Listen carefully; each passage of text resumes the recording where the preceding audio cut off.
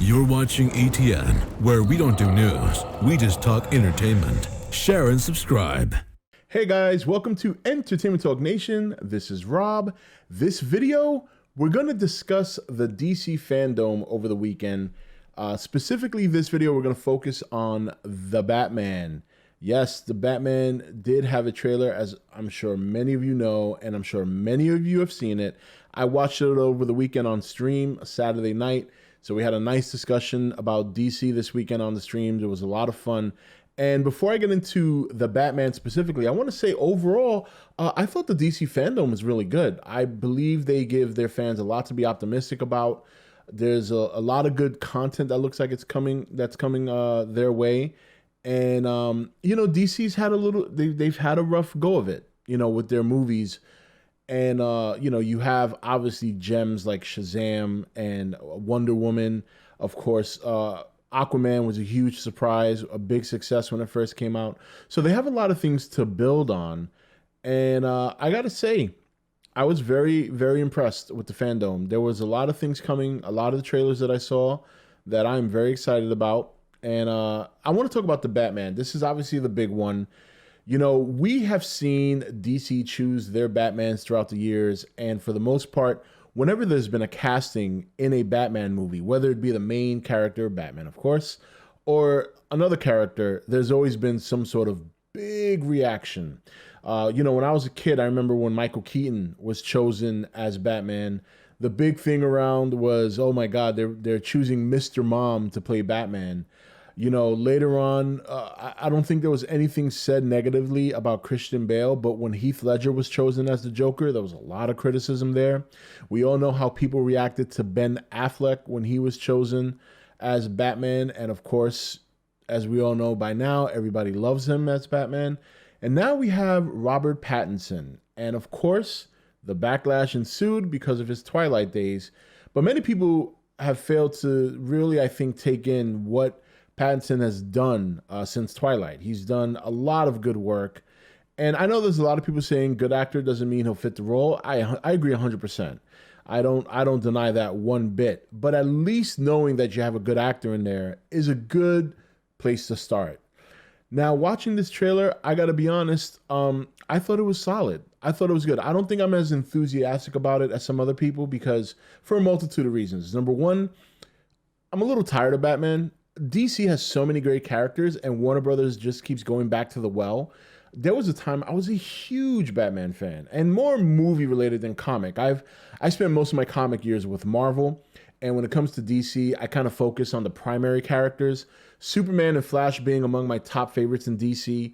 Batman, for a long time, I was a fan, and then it just got oversaturated in the movies to the point that I don't dislike Batman. I don't think you could dislike a character like that. It's just the character's too engaging, it's too relatable, but I think I'm just tired of seeing him. With that said, I thought the trailer was very good. I really did. I'm not, as I said, not as overly optimistic as some people, but that's because, again, I've seen a little bit too much Batman at this point. And we still do need to see the movie overall. What I like what they did in this one, this is Batman Year One. And what I do like is that Robert Pattinson looks very young. He's actually 34 years old. And what's funny, we were talking about this on the live stream on Saturday. Michael Keaton was only 37 when he started playing Batman. So he's only 3 years older than Pattinson is now. But you could see Pattinson is one of those guys that has a very, very young face because 3 years is not a huge gap, right? But if you look at Pattinson under the cowl and you look at Keaton under the cowl, you can see Keaton's already got like blemishes and, he's got little stubbles from, shaving so much, where Pattinson looks like a kid. But also what they did with that suit was they kind of designed it in such a way where you see more of his face so you can get an idea of how young he is. There's not as much detail in some of the forehead portion of the suit. When you look at a lot of the suits in the cowl, you'll see like a lot of this, designed into it, so that way it makes it look like he's mean or angry. There's not as much detail in the suit. The suit was designed to kind of enhance it kind of push forward the fact that this is a very, very young Batman in his early stages. And even, it's amazing because even Christian Bale was 31 when he played Batman, but he still had a very much more mature look, so to speak, than Robert Pattinson. Robert Pattinson just looks like a kid, So, but he's 34. It's amazing. The trailer overall kind of gives me a very reminiscent feeling of kind of a combo of Batman from the Dark Knight series and the Gotham show a little bit. So from what I've seen so far, that could change as we see more coming out. But I thought the scene where he's beating up the guy after one of the goons asks him, who are you? He beats up the guy and he says, "I'm vengeance." It's like, okay, I get it. You don't want to repeat the line that's been said so many times throughout the years with the Batman movie where he says, "I'm Batman." He says, "I'm vengeance." You could still get away with it. I mean, he is Batman. That's kind of one of those epic lines that people like to hear. It's kind of reminiscent of what Marvel did with Spider-Man, where instead, or even Sony when they rebooted Spider-Man, instead of talking about, with great power comes great responsibility, I believe in the Andrew Garfield one, is if you have the capability, then you have the responsibility to do something.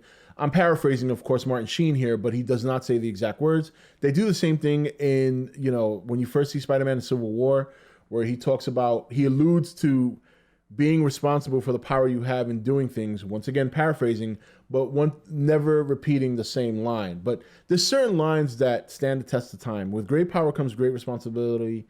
You can use that. That is a huge line from Spider-Man's lore. Same thing with Batman. The first time coming out, the first time you see him, "I'm Batman." That stands the test of time. So I don't have an issue with if they would have done that, but I understand why they don't want to go down that well. But I thought Colin Farrell looked amazing as the Penguin. I'm going to pull up a picture because I know there's some people that still haven't kind of caught on to that yet. But Colin Farrell is playing the Penguin. He's in deep makeup in this. You don't even recognize him. And I'm interested to see how that's going to play out. I haven't seen Colin Farrell in a movie in quite some time. He's kind of fell off a little bit with some of his movie choices throughout the years. So it's nice to see him get an opportunity to come back and maybe play a big role in this movie. And then, of course, we have the Riddler. That's going to be the villain. And then, of course, we saw Zoe Kravitz as Catwoman. So we got Catwoman, who's probably going to be more of an anti-hero, looking out for herself kind of character. That's kind of like how she always was. That's how she was in The Dark Knight Rises until the very end. So, and then of course we have the Penguin and the Riddler. And one of the big discussions we had, and I don't want to get too into this here because I kind of want to focus on this movie. One of the discussions we had over the weekend was what the future may bring with this new trilogy, because we know that's gonna happen. And you're starting out with some of the most primary villains in Batman lore, and the question is, who do you bring in after? And I've heard number of people tell me that Joker is not going to be in this trilogy at all. There were no plans for that. I think, while I'm sure that's true, I think plans will change. They always do. Money talks, and if there's a lot of money generated for this first movie, which I think you can safely assume there will be, I think that the possibility of Joker popping up at the end of this new trilogy is a great possibility. And it's probably going to be a new Joker, a younger Joker. So, but we'll see. Right now let's focus on the first movie. I think the first trailer is really good. I think it's solid. I'm cautiously optimistic. It is another Batman movie.